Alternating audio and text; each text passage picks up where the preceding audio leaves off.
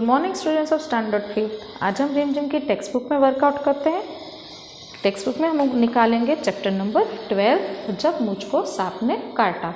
इस चैप्टर को आज हम पढ़ते हैं। Page number 103। जब लेखक को सांप ने काटा था तब क्या हुआ था, उसके बारे में आज हम जानेंगे। एक दिन मैंने अपने अहाते में एक छोटा सा सांप रेंगते देखा। अहाते में मीन्स वहाँ खुले मैदान में, घर के पास जो खुला मैदान है, ये रूफ है घर के पास में, जिसे हम गुजराती में क्या कहते हैं, ओरडो कहते हैं। तो वहाँ उसने सांप को रेंगते देखा। वह धीरे धीरे रेंग रहा था, धीरे धीरे जा रहा था। मुझको देखते ही वह भागा और वहीं पर पड़े हुए नारियल के एक खोल में घुसकर छिप गया। किसको देख के? लेखक को देख के वो भाग गया और नारियल का खोल में वो छिप गए। देखो यहाँ पे कच्चा नारियल का खोल है, उसमें वो सांप जाके छिप गया। मैंने पत्थर को एक टुकड़ा उठाया और उससे नारियल के खोल का मुंह बंद कर दिया। पत्थर से लेखक ने क्या किया, नारियल का खोल जो है वो बंद कर दिया ताकि सांप यहाँ से बाहर ना आ सके। उसे लेकर मैं नानी के पास दौड़ गया और मैं नारियल के खोल को लेकर नानी के पास गया। टर्न पेज करते हैं।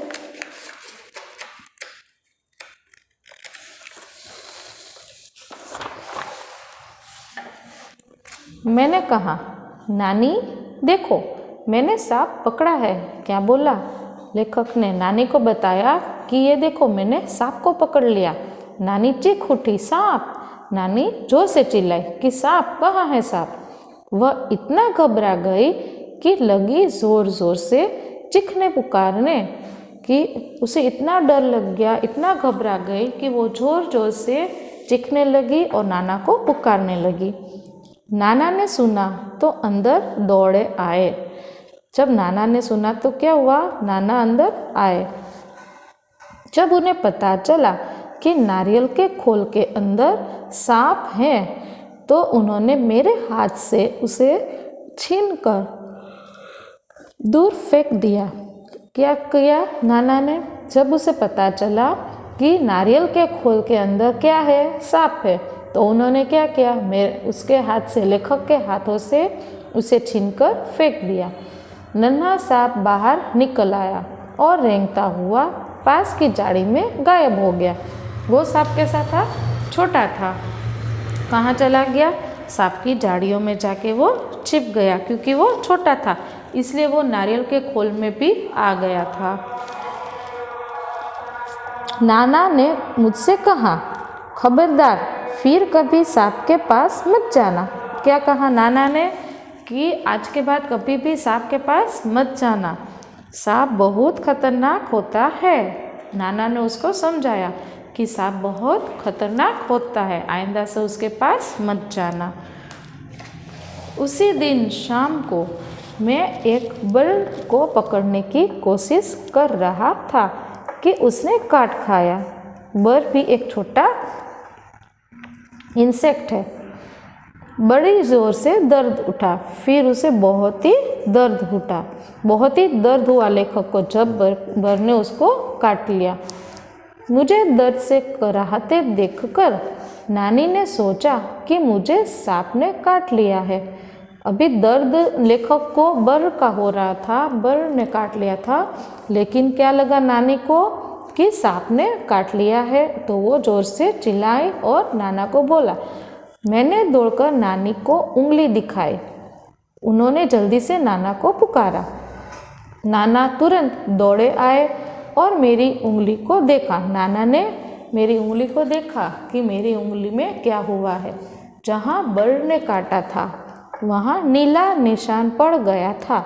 जहाँ पे उस इंसेक्ट ने काटा था वहाँ पे नीला निशान हो गया था। वह चट मुझे गोद में उठाकर बाहर भागे। तुरंत ही नाना ने मुझे अपनी गोद में उठा लिया और हम बाहर निकले। बाग और धान के खेतों को पार करके, बाग और धान मतलब ग्रेन्स के खेत, फील्ड्स को, गार्डन्स को, सब कुछ पार करते भागते भागते वह अपने घर से दूर एक छोटी सी झोपड़ी के सामने जाकर रुके। बहुत ही दूर एक छोटी झोपड़ी थी, वहाँ पे जाके नाना रुक गए। वहाँ पहुँचते ही उन्होंने आवाज़ लगाई। झोपड़ी में से किसी को उसने आवाज़ लगाई बाहर आने के लिए। एक बूढ़ा आदमी बाहर निकला। कौन निकला? झोपड़ी में से बाहर एक बूढ़ा आदमी। वह सांप के काटने का मंत्र जानता था। उसको क्या पता था कि सांप जब काटता है तो वो मंत्र से उसे ठीक कर देता है। नाना ने उससे कहा, इस बच्चे को सांप ने काट लिया है। नाना ने क्या कहा कि मुझे मतलब कि लेखक को सांप ने काट लिया है, इसकी झाड़ फूक कर दो, मतलब इसको ठीक कर दो, मंत्र बोलो और इसके अंदर से सांप का जो भी है वो निकाल लो। बूढ़ा मुझे झोपड़ी में ले गया। वो बूढ़ा इंसान लेखक को अंदर ले गया झोपड़ी में। उसने मेरी उंगली देखी और बोला, चुपचाप बैठो। क्या कहा उसने? चुपचाप बैठने के लिए कहा। किसको? लेखक को। हिलना डुलना मत। फिर पीतल के बर्तन में पानी लाया और मेरे सामने बैठकर मंत्र पढ़ने लगा। पीतल का बर्तन, वो पहले के ज़माने में पीतल के बर्तन बहुत ही यूज़ होते थे, तो पीतल के बर्तन में वो पानी लेकर आया और लेखक के सामने बैठ के, उस बच्चे के सामने बैठ के वो मंत्र बोलने लगा। मैं चाहता तो बहुत था कि उस बूढ़े को बता दूं कि मुझे सांप ने नहीं बर ने काटा है।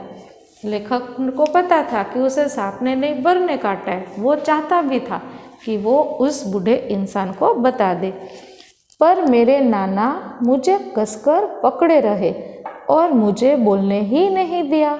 लेकिन उसके नाना जी ने उसको बोलने नहीं दिया और उसको एकदम पकड़कर बैठे थे।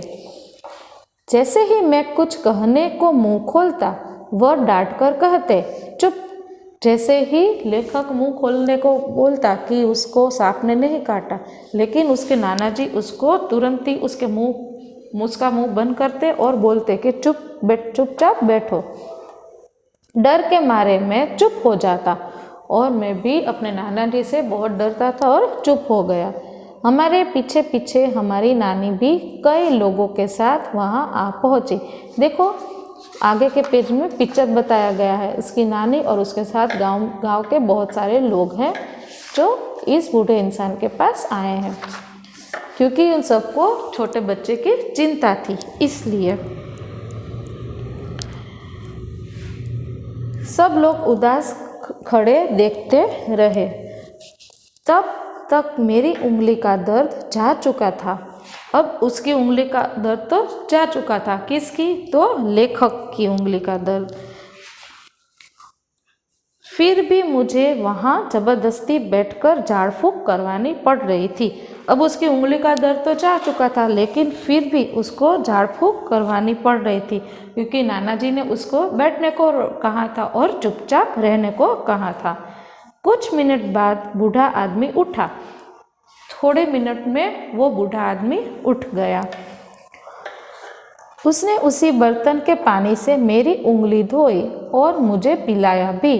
उस बर्तन में जो पानी था, पीले बर्तन में, पीतल के बर्तन में, उस बर्तन के पानी में पहले लेखक की जो उंगली में उस बर काटा था उस उंगली को धोया और फिर उसी पानी को उसने पिलाया। उसने मुझे बोलने से मना कर दिया ताकि दवा का पूरा असर हो। और क्या कहा उस बूढ़े इंसान ने कि कुछ भी नहीं बोलना है, एक शब्द भी नहीं बोलना है, ताकि जो मंत्र उसने फूका है उस पानी में उसका असर ठीक से हो। फिर वह नाना से बोला, अब बच्चा खतरे से बाहर है। फिर उस बूढ़े इंसान ने नाना को कहा कि अब बच्चे को कोई खतरा नहीं है। अच्छा हुआ आप समय रहते मेरे पास ले आए, बड़े जहरीले सांप ने काटा था। क्या कहा उस बूढ़े इंसान ने कि आपने अच्छा किया कि आप इसको लेके आ गए, बहुत ही जहरीले सांप ने उसको काटा था। लेकिन हकीकत क्या थी बच्चों कि उसको तो बर ने काटा था। सब लोगों ने बूढ़े को उसके अद्भुत इलाज के लिए बहुत बहुत धन्यवाद दिया। घर लौटने के बाद नाना ने उसके लिए बहुत सी चीज़ें भेंट में भेजी। देखो, है ना, ये अंधविश्वास की बात है। जबकि उसको बर ने काटा था, लेकिन इस बूढ़े आदमी के कहने पर उन सब ने समझ लिया कि बच्चे को एक जहरीले सांप ने काटा है। तो बच्चों, ऐसे अंधविश्वास की बातों पे मत आओ। आप लोग खुद प्रैक्टिकल हो गए हो, आप मॉडर्न युग के बच्चे हो, प्रैक्टिकल सोचो और आगे बढ़ो। आज यहाँ पे हमारे ये चैप्टर हम ओवर करते हैं। नेक्स्ट पीरियड में मैं इसकी वर्कबुक में करवाऊँगी। Thank you.